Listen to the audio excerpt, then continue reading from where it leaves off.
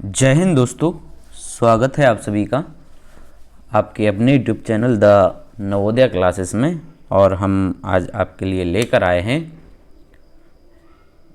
Speedy publications की एक book आती है, उसका जीके जीएस का सेट लेकर आए हैं हम।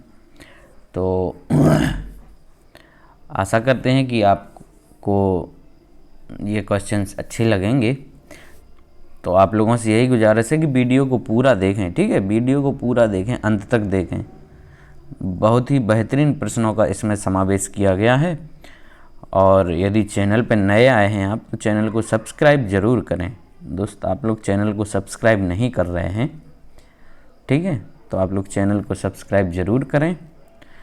तो चलिए बढ़ते हैं इसी के साथ और लेते हैं फटाफट अंदाज में। इसमें हमने 50 क्वेश्चंस को लिया है जीके जीएस का जो काफ़ी महत्वपूर्ण क्वेश्चंस हैं, ठीक है। चलिए शुरू करते हैं और लेते हैं हम अपना आज का पहला प्रश्न। और हाँ दोस्तों, एक बात और कि जो स्पीडी ने पहली बार अपनी यूपी पुलिस के लिए ये बुक निकाली है। इससे पहले ये लोग ज़्यादातर रेलवे के लिए ही निकालते थे, ठीक है। तो चलिए शुरू करते हैं और लेते हैं हम अपना आज का पहला प्रश्न। ये कह रहे हैं उत्तर प्रदेश को प्राचीन काल में क्या कहा जाता था। उत्तर प्रदेश में ए है ब्रह्मर्षि देश, बी मध्य देश, सी आर्यावर्त और डी ए और बी दोनों, ठीक है। तो दोस्तों उत्तर प्रदेश को क्या कहा जाता था, ब्रह्मर्षि देश भी और मध्य देश भी। तो राइट आंसर क्या हो गया हमारा, ए और बी दोनों, ठीक है। क्योंकि यहाँ पे उत्तर प्रदेश में कई महान ऋषियों का आविर्भाव हुआ है, ठीक है। जैसे भारद्वाज, गौतम ऋषि हुए, ठीक, गुरु वशिष्ठ हुए, विश्वामित्र हुए, वाल्मीकि आदि हुए, ठीक है। तो इस कारण इस क्षेत्र का नाम भी ब्रह्मर्षि देश कहा जाता था इसको, ठीक। और चलिए अब नेक्स्ट क्वेश्चन है कि उत्तर प्रदेश में नगर निगम में निर्वाचित सदस्यों की अधिकतम संख्या क्या होगी। नगर निगम में निर्वाचित सदस्यों की अधिकतम संख्या, ए कह रहा है 110, बी 60, सी 75 और डी 140, ठीक है। तो दोस्तों जो अधिकतम संख्या होती है वो 110 होती है और जो न्यूनतम होती है वो होती है कितनी, 60, ये होती है न्यूनतम, ठीक। राइट आंसर ए हो गया। चलिए नेक्स्ट है उत्तर प्रदेश राज्य के निम्न में से किस भौगोलिक क्षेत्र में पहाड़ियों की समाप्ति एवं मैदान की शुरुआत होती है। ए कह रहे हैं कि उत्तरी पर्वतीय क्षेत्र, बी बांगर क्षेत्र, सी भाबर क्षेत्र और डी दक्षिणी पठारी क्षेत्र। तो जो पहाड़ियों की समाप्ति एवं मैदान की शुरुआत होती है दोस्तों, वो होती है हमारी राइट आंसर कहाँ से, भाबर क्षेत्र से होती है। किस क्षेत्र से होती है, भाबर क्षेत्र से, ठीक है। और जो प्रदेश के तराई वाले क्षेत्र हैं, ठीक है, वो क्या कहलाते हैं, वो भाबर कहलाते हैं, ठीक है। अगला देखते हैं, उत्तर प्रदेश में दिया सलाई उद्योग का प्रमुख केंद्र, दिया सलाई उद्योग, ठीक है, यानी माचिस, दिया सलाई उद्योग यानी जो हमारी माचिस होती है उसका प्रमुख केंद्र क्या है। ये कह रहा है कि बरेली, बी मुरादाबाद, सी सहारनपुर और डी मिर्जाबाद। तो जो उसका दिया सलाई उद्योग का प्रमुख केंद्र है, राइट आंसर हो गया हमारा ए बरेली हो गया, ठीक है। क्या हो गया, ए बरेली। और जो हमारा मुरादाबाद है, मुरादाबाद काय के लिए प्रसिद्ध है, ये पीतल के बर्तनों के लिए, ठीक, पीतल के बर्तन। मिर्ज़ापुर कालीन भैया, ठीक है, मिर्ज़ापुर सीरीज में कालीन, ठीक है, मिर्ज़ापुर कालीन के लिए। और जो सहारनपुर क्षेत्र है हमारा, ये कागज़ उद्योग के लिए है। किसके लिए फेमस है, कागज़ उद्योग के लिए, ठीक। चलिए नेक्स्ट, उत्तर प्रदेश में किस स्थल से सोहन संस्कृति, ठीक है, सोहन संस्कृति जो कि पाषाण संस्कृति है, के उपकरण प्राप्त हुए हैं। ए कह रहे हैं कि बेलन घाटी, बी कुशीनगर, सी अवध और डी बलिया। तो जो सोहन घाटी है, सोहन संस्कृति होती है, ठीक है, वो कहाँ से मिलती है हमें, ये मिलते हैं, राइट आंसर है ये बेलन घाटी से। कहाँ से, बेलन घाटी। ये कहाँ है, ये क्षेत्र है हमारा कौन सा, इलाहाबाद और मिर्ज़ापुर के आसपास वाला क्षेत्र है, जो क्या कहलाता है, बेलन घाटी कहलाता है, ठीक है। और जिसकी खोज की गई थी, जो इलाहाबाद विश्वविद्यालय के एक हमारे प्रोफेसर थे GR शर्मा जी, उनके द्वारा उस चीज़ की खोज की गई थी, ठीक है। चलिए नेक्स्ट, सिंधु सभ्यता के शहरों की गलियां थीं कह रहे कैसी थी गलियाँ सिंधु सभ्यता की। एक कह रहा है कि चौड़ी और सीधी, बी तंग और टेढ़ी, सी फिसलन वाली और डी तंग और टेढ़ी। ठीक है, तो इसका राइट आंसर हो गया हमारा क्या, ए चौड़ी और सीधी। सिंधु सभ्यता की जो गलियां थी वो कैसी थी, चौड़ी और सीधी थी। चलिए लेते हैं 7वां प्रश्न। ये कह रहे किस प्रसिद्ध शासक को शिलालेखों का जनक कहा जाता था, शिलालेखों का जनक। ये कह रहे हैं कि समुद्रगुप्त, बी चंद्रगुप्त मौर्य, सी अशोक और डी कनिष्क। ठीक है, तो दोस्तों जो मौर्य वंश के शासक थे हमारे कौन, अशोक। मौर्य वंश के शासक थे अशोक। इनको क्या कहा जाता था, इनको शिलालेखों का जनक कहा जाता था। ठीक है, चलिए अगला क्वेश्चन। ये कह रहे प्रिंस ऑफ पिलग्रिम्स नाम किसे प्रदान किया गया था, प्रिंस ऑफ पिलग्रिम्स नाम किसे प्रदान किया गया। ये कह रहे फायन, बी इत्सिंग, सी ह्वेनसांग और डी मेगस्थनीज। ठीक है, तो जो प्रिंस ऑफ पिलग्रिम्स था वो नाम दिया गया था किसको, ह्वेनसांग को। राइट आंसर क्या है, सी ह्वेनसांग। ठीक, और ये किसके, हर्ष के शासनकाल में भारत आया था। किसके शासनकाल में आया था, हर्ष के शासनकाल में। चलिए अगला प्रश्न है 9वां, देखते हैं कि दिल्ली में मुगल साम्राज्य की नींव निम्नलिखित में से किस लड़ाई के परिणाम स्वरूप पड़ी। ए पानीपत की तीसरी लड़ाई, बी पानीपत की दूसरी लड़ाई, सी हल्दीघाटी की लड़ाई और डी पानीपत की पहली लड़ाई। ठीक, तो जो पानीपत की पहली लड़ाई हुई थी हमारी दोस्तों, कब ये हुई थी 1526 में। 21 अप्रैल 1526 में पानीपत की लड़ाई हुई थी। किस किस के बीच हुई थी, इब्राहिम लोदी, ठीक, इब्राहिम लोदी वर्सेस किसके बीच, बाबर के बीच। ठीक है, इब्राहिम लोदी और बाबर के बीच। ठीक, जिसमें किसकी, इब्राहिम लोदी की पराजय हुई थी। ठीक है, और बाबर ने इस युद्ध में विजय प्राप्त की थी। ठीक, तो तभी से मुगल साम्राज्य की नींव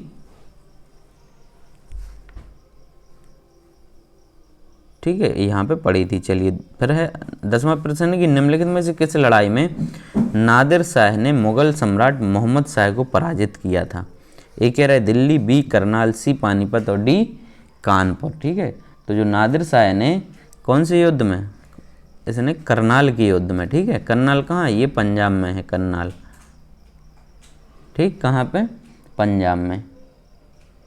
नादिर शाह ने करनाल के युद्ध में किसको, मोहम्मद शाह को पराजित किया था। और ये कब हुआ था, ये 1739 में हुआ था करनाल का युद्ध। चलिए नेक्स्ट है, अरविंद को किस मामले में गिरफ्तार किया गया था।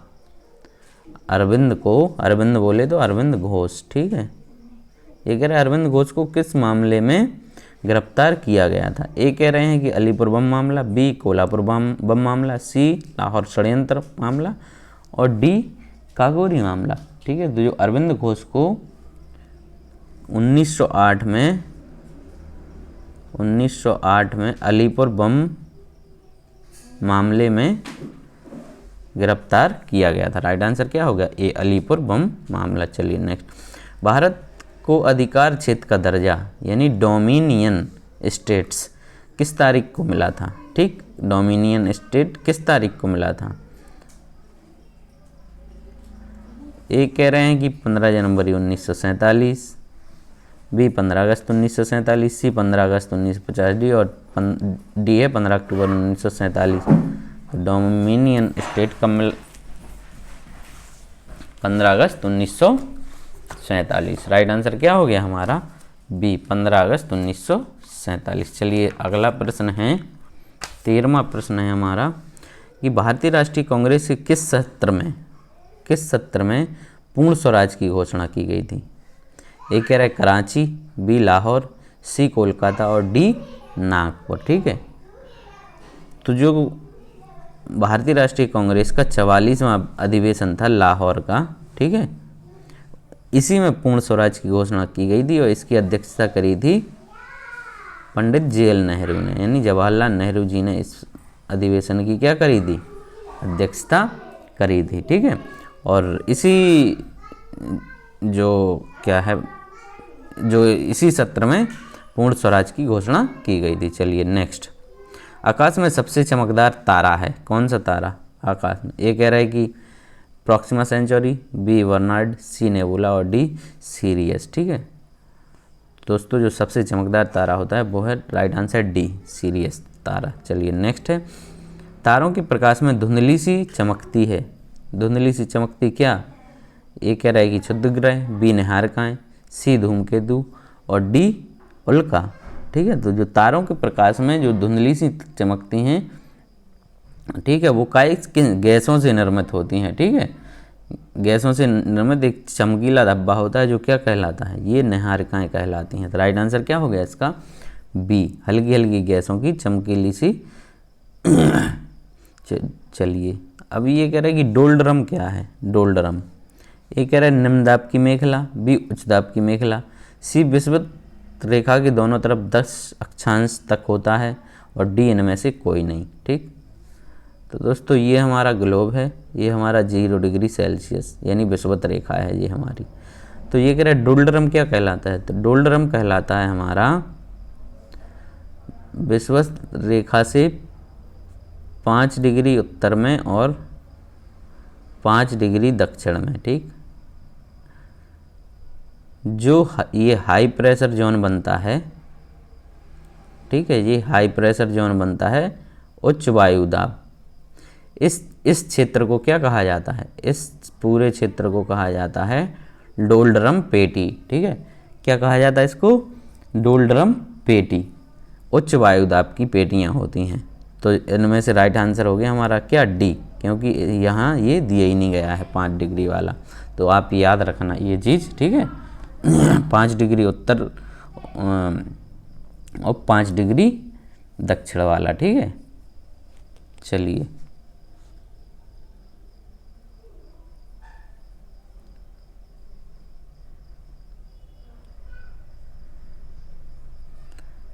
सॉरी, हाई प्रेशर जोन नहीं होता, ये लो प्रेशर जोन होता है दोस्तों, माफ़ी चाहूँगा, ये लो प्रेशर जोन होता है। ठीक है, चलिए नेक्स्ट है, ये कह रहा है कि एशिया का क्षेत्रफल मिलियन वर्ग किलोमीटर कितना लगभग?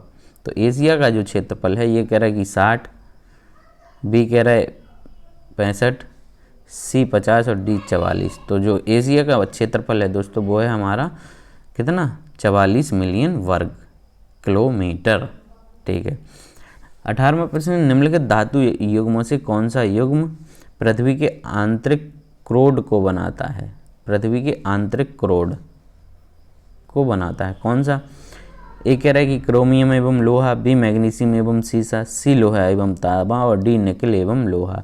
तो जो पृथ्वी के आंतरिक क्रोड को बनाता है वो है हमारा कौन सा दोस्तों, राइट आंसर निकेल एवं लोहा। क्या है, निकेल एवं लोहा। चलिए और 19वां प्रश्न, ये कह रहा है कि गरजने वाला चालीसा, रोरिंग फोर्टीज क्या है? गरजने वाला चालीसा यानी रोरिंग फोर्टीज क्या है? ए कह रहे हैं कि अटलांटिक महासागर की प्रमुख जलधाराओं में से एक, बी USSR रूस की सबसे बड़ी व सबसे खतरनाक नदी और डी पछुआ पवन है। तो जो गरजने वाला चालीसा ये किसे कहा जाता है, ये पछुआ पवनों को कहा जाता है। ठीक है दोस्तों, किसे कहा जाता है, ये पछुआ पवनों को। ठीक है, और ये गरजने वाला चालीसा इसलिए कहा जाता है क्योंकि इनका वेग काफ़ी ज़्यादा होता है। ठीक है, स्पीड क्या होती है, इनका वेग काफ़ी प्रचंड होता है। ठीक है, तो इसलिए इन्हें क्या कहा जाता है, गरजने वाली चालीसा या वीर पछुआ पवन है। ठीक है, और प्रचंड पचासा भी कहते हैं और चीखता साठा कहलाती हैं। चलिए 20वां, अमेजन नदी बेसिन में पाए जाने वाले वन। ठीक है, अमेजन नदी बेसिन है जो उसमें पाए जाने वाले वनों को क्या कहते हैं वन? ये कह रहे हैं सेल्वाज, बी पॉन्स, सी डेंसल और डी टेंगा। ठीक है, तो जो अमेजन नदी बेसिन में पाए जाते हैं वन, उनको हम कहते हैं, राइट आंसर ए, सैलवाज कहते हैं। ठीक है, क्या कहते हैं? सैलवाज। ठीक, और जो अमेजन के वन हैं इन्हीं में हमारा एक वो पाया जाता है सिनकोना का पेड़। काएगा? सिनकोना का वृक्ष पाया जाता है, जिससे क्या होता है? सिनकोना के वृक्ष से मलेरिया की दवाई बनती है। मलेरिया जो बुखार होता है उसकी दवा बनती है। चलिए नेक्स्ट, ये कह रहे हैं शासन की एकात्मक पद्धति का लाभ है। शासन की एकात्मक पद्धति का लाभ क्या है? ये कह रहा है अधिक अनुकूलनशीलता, बी दृढ़ राज्य, सी जनता द्वारा अधिक सहभागिता और डी सत्तावाद की कम संभावना है। ठीक है, तो जो एकात्मक पद्धति में क्या होता है कि इसमें केंद्र ही सर्वोपरि होता है। क्या होता है? एकात्मक पद्धति में केंद्र, हमारा जो केंद्र सरकार होती है वो सर्वोपरि होती है। ठीक है, तो जो क्या, इससे क्या होता है? इससे राष्ट्र सुदृढ़ बनता है। ठीक है, यानी दृढ़ राज्य की स्थापना होती है। चलिए नेक्स्ट, निम्न में से कौन सा एक राजनीतिक अधिकार है? राजनीतिक अधिकार, ए कह रहा है कार्य का अधिकार, बी शिक्षा का अधिकार, सी अभिव्यक्ति की स्वतंत्रता का अधिकार और डी मतदान का अधिकार। तो राजनीतिक अधिकार है हमारा राइट आंसर क्या हो गया? डी, मतदान का अधिकार। ठीक है, चलिए अगला देखते हैं, फटाफट करते हैं हम लोग। 50 क्वेश्चन लिए हैं इस बार। ये कह रहा है कि भारतीय संसद में लोक लेखा समिति, ठीक, लोक लेखा जो समिति है होती है उसका अध्यक्ष कौन होता है? ये कह रहा है विपक्षी दल का नेता, बी लोकसभा का अध्यक्ष, सी लोकसभा का उपाध्यक्ष और डी राज्यसभा का अध्यक्ष। ठीक है, तो जो लोक लेखा समिति है हमारी दोस्तों, ठीक है, लोक लेखा समिति का गठन प्रतिवर्ष किया जाता है। ठीक है, और इस समिति में सदस्यों की संख्या होती है 22। ठीक है, सदस्यों की संख्या कितनी होती है? 22 सदस्य होते हैं। ठीक, तो 15 सदस्य होते हैं जो कि लोकसभा से होते हैं और हमारे 7 सदस्य होते हैं राज्यसभा से। ठीक है, राज्यसभा से। तो इसका जो अध्यक्ष होता है वो लोकसभा अध्यक्ष के द्वारा किसे मनोनीत किया जाता है? वो किया जाता है अपने विपक्षी दल के नेता को। ठीक है, ये पुरानी परंपरा चली आ रही है, उसी के अनुसार विपक्षी दल के नेता को इस समिति का अध्यक्ष मनोनीत किया जाता है। चलिए नेक्स्ट, ये कह रहा है कि भारत के प्रथम प्रधानमंत्री कौन थे?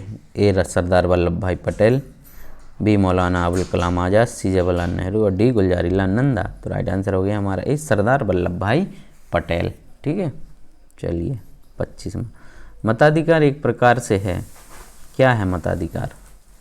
ये कह रहा है कि प्रतिनिधियों के चयन की एक प्रक्रिया है, बी जो वोट देने वाले प्रतिनिधि के लिए क्षेत्र की इकाई की संरचना करता है, सी सर्वव्यापक प्रौढ़ विशेषाधिकार, डी एक विधि है जिसमें वोटर अपना वोट देने के अधिकार का उपयोग करता है। तो राइट आंसर हो गया हमारा क्या? डी वाला, एक विधि है जिसमें वोटर अपना वोट देने के अधिकार का उपयोग करता है। चलिए नेक्स्ट 26वां प्रश्न है हमारी, अगर कितनी आबादी वाला शहर मेगा शहर कहलाता है? कितनी आबादी वाला शहर मेगा कहा जाता है? एक है 10 लाख, बी 20 लाख, सी 50 करोड़ और डी 1 करोड़। तो जो मेगा शहर कहलाता है जिसकी आबादी 1 करोड़ या उससे क्या हो अधिक है वो। ठीक है, 1 करोड़ या उससे अधिक आबादी वाले क्षेत्र को क्या कहते हैं?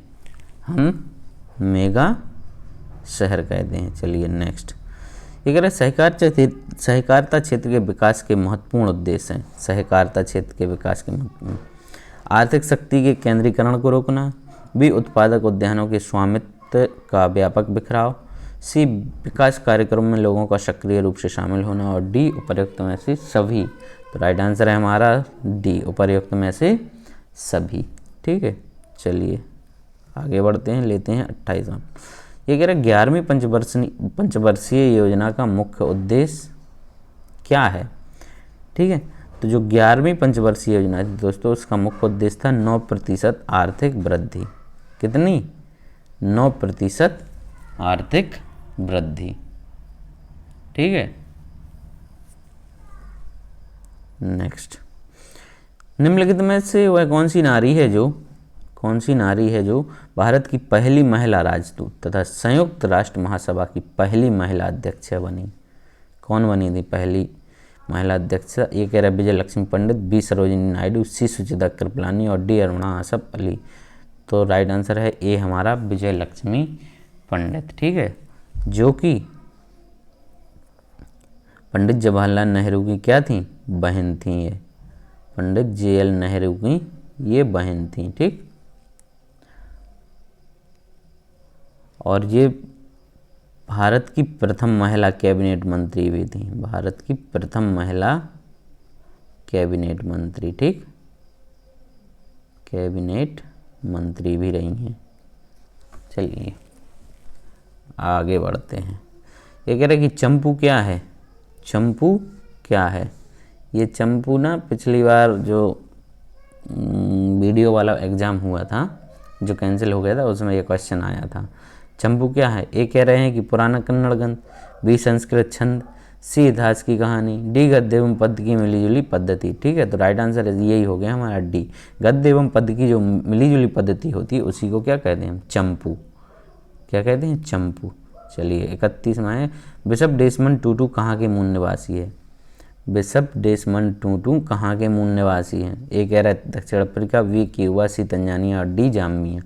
तो दोस्तों राइट आंसर इसका ए, ये कहाँ के हैं? दक्षिण अफ्रीका के हैं। बिशप डेसमंड टूटू दक्षिण अफ्रीका के मूल निवासी हैं। चलिए 32वां प्रश्न, कुछ पूर्वी देशों द्वारा भोजन करने के लिए प्रयोग में आने वाली लकड़ी स्टिक्स कहलाती है। क्या कहलाती है? ए कह रहा है कि cross sticks, B chopsticks और C bamboo shoots, D drumsticks. दोस्तों ये कहलाती, right answer B chopsticks, ठीक है। क्या कहलाती? चॉप स्टिक्स कहलाती है, ठीक है। भोजन करने के लिए प्रयोग में लाई जाने वाली एक लकड़ी है। फिर है हमारा, ये कह रहे हैं कि मध्य प्रदेश राज्य कितने राज्यों से घिरा हुआ है? मध्य प्रदेश जो है वो कितने राज्यों से घिरा है? ए 5, बी 6, सी 7 और डी 8। तो मध्य प्रदेश है दोस्तों वो कितने राज्यों से? 5 राज्यों से घिरा हुआ है। कितने से? 5 राज्यों से। वो राज्य कौन कौन से हैं? एक तो यूपी से, ठीक है, यूपी से घिरा है, ठीक। इसके बाद कौन सा? एक राजस्थान हो गया, ठीक, यूपी है, राजस्थान, महाराष्ट्र से, ठीक, यूपी हो गया, राजस्थान हो गया, महाराष्ट्र हो गया, और एक गुजरात, ठीक है, और छत्तीसगढ़। इन 5 राज्यों से क्या है? MP घिरा हुआ है। कौन कौन राज्य हैं? यूपी, उत्तर प्रदेश, राजस्थान, महाराष्ट्र, गुजरात और छत्तीसगढ़। चलिए नेक्स्ट, ये कह रहे हैं फोटोग्राफी में मुख्य रंग कौन से होते हैं? फोटोग्राफी में जो मुख्य रंग होते हैं वो कौन से होते हैं? दोस्तों फोटोग्राफी में जो मुख्य रंग होते हैं वो राइट आंसर है हमारा सी लाल, नीला और हरा, ठीक है। राइट आंसर क्या है? सी लाल, नीला और हरा। चलिए नेक्स्ट, ये कह रहे पृथ्वी निम्नलिखित में से क्या है? पृथ्वी निम्नलिखित में से क्या है? ए ऊष्मा की अच्छी परावर्तक, बी ऊष्मा की गैर अवशोषक, सी ऊष्मा की अच्छी अवशोषक और अच्छी विकिरक, डी ऊष्मा की खराब अवशोषक और खराब विकिरक। तो राइट आंसर है इसका हमारा डी, कि पृथ्वी है जो ऊष्मा की खराब अवशोषक है और खराब ही विकिरक भी है, ठीक है। कैसी? खराब अवशोषक और खराब विकिरक। चलिए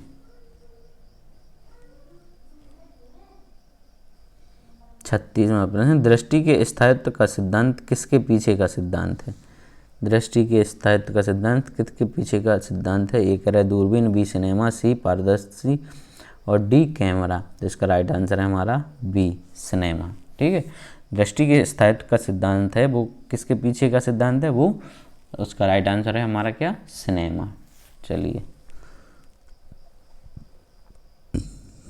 ये कह रहा है कि एक उत्क्रम्य और एक अनुत्क्रम्य इंजन तापमान के समान सीमाओं के बीच क्या कार्य कर रहे हैं?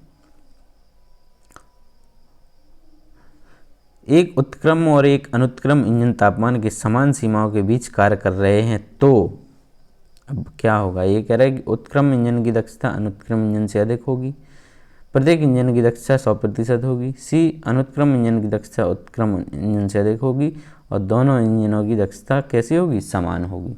तो दोस्तों इसका हमारा राइट आंसर है क्या? ए, कि उत्क्रम इंजन की दक्षता अनुत्क्रम इंजन से अधिक होगी। चलिए नेक्स्ट, ओम का नियम निम्न में से किसके बारे में है? ओम का नियम निम्न में से किसके बारे में है? ओम्स रूल, ठीक है। ओम्स रूल है रेजिस्टेंस वाला, ठीक है, रेजिस्टेंस के बाद। चलिए ये कह रहा है कि ए रोधी, बी अर्धचालक, सी चालक और डी अतिचालक, ठीक है। तो जो ओम का नियम है वो किसके बारे में? राइट आंसर हो गया यहाँ पे हमारा सी चालक, ठीक है। क्या है? राइट आंसर सी चालक। चलिए ये कह रहा है निम्नलिखित कौन की रासायनिक सूत्र से मिलान करना है? नमक का सूत्र सोडियम क्लोराइड NaCl दूसरा हो गया। फिटकरी का सबसे बड़ा सूत्र याद करने में काफ़ी मज़ा आता था, K2SO4 Al2SO4 का होल थ्राइज डॉट 24H2O, ये फिटकरी हो गया, ठीक है। इसके बाद जिप्सम का है हमारा CaSO4 डॉट 2H2O और quartz Na2SiO3, A2 B3 right answer हो गया हमारा A। चलिए 40वां, निम्नलिखित में से कौन सा आरेख वॉयल नियम को प्रदर्शित करता है? वॉयल नियम, ठीक है। वॉयल के अनुसार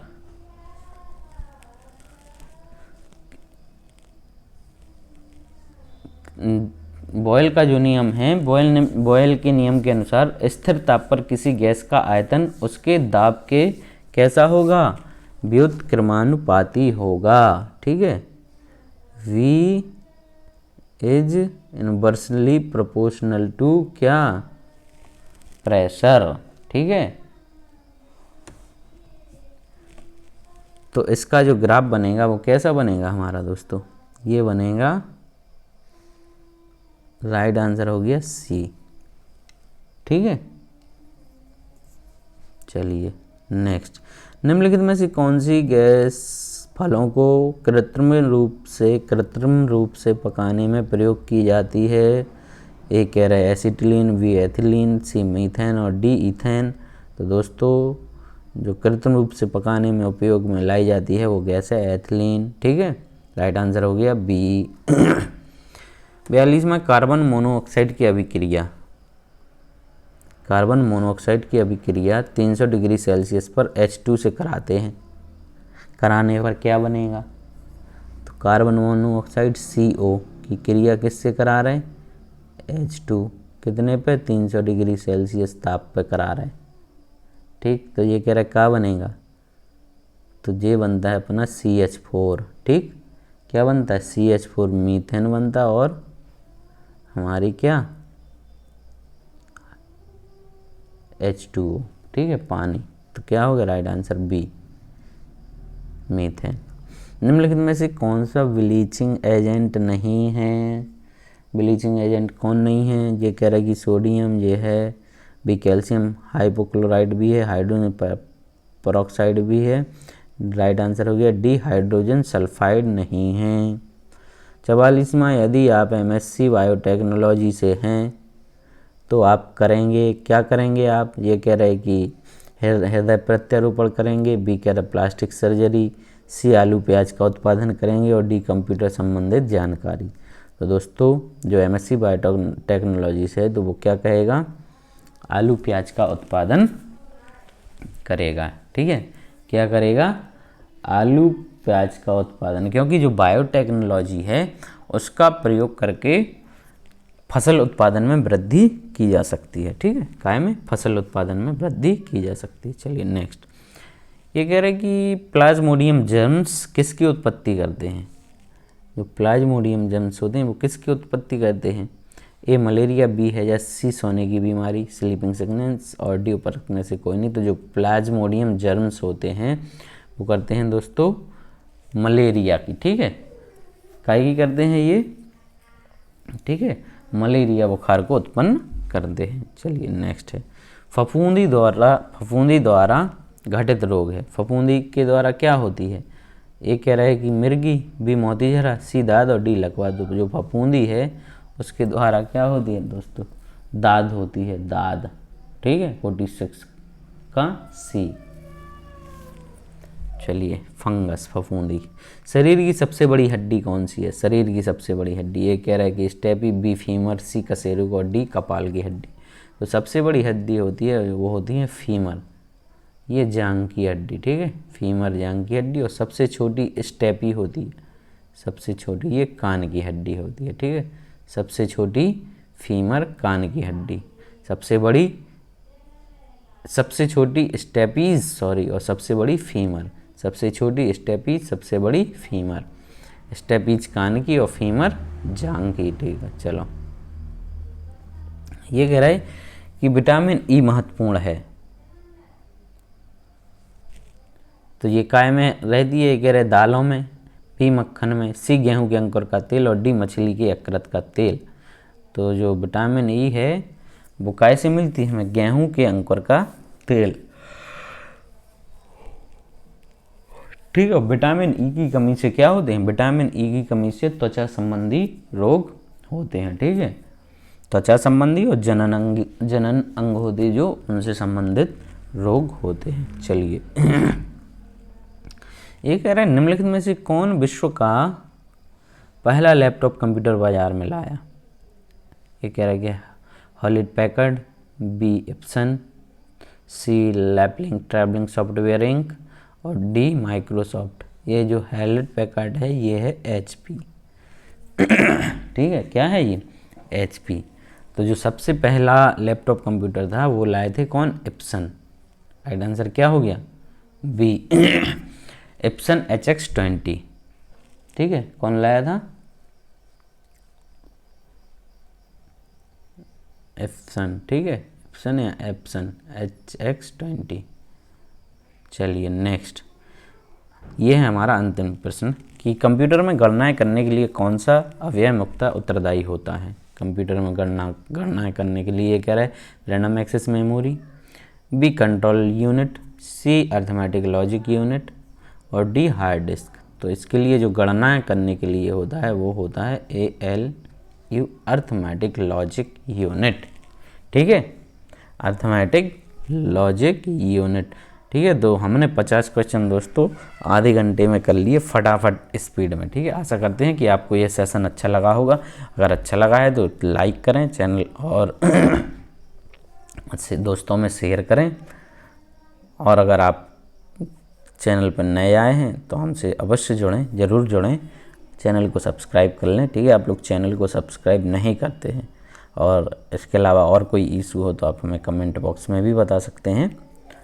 ठीक, और इन क्वेश्चंस की यदि आप PDF चाहते हैं तो हम अपने टेलीग्राम चैनल पर ये अपलोड कर देंगे, पर आप लोग आते ही नहीं है टेलीग्राम चैनल पर। ठीक है, तो आप लोग आइएगा, वहाँ आपको मिल जाएगा। ज्वाइन करिए हमारे टेलीग्राम चैनल को। और थैंक यू।